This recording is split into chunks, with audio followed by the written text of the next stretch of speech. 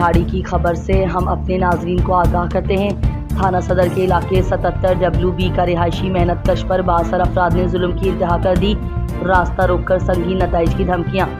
विहाड़ी से GS अयूब की report.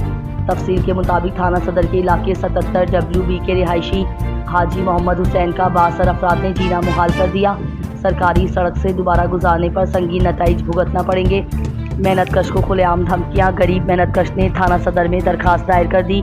जराये के मुताबिक गरीब मेहनत कश हाजी मोहम्मद हुसैन का रास्ता रोकने वाले 62 अफराद के खिलाफ थाना सदर पुलिस किसी भी किस्म की कार्रवाई करने से गुरेजा, जिस पर गरीब मेहनत कश हाजी मोहम्मद हुसैन और दीगर इलाका मकीनों ने शदीद एहतजाज किया और अखबारी नुमाइंदगान से एहतजाज करते हुए DPO Vehari, RPO Multan, IG Punjab से फौरी नोटिस लेकर इंसाफ फराहम करने का मुतालबा किया है।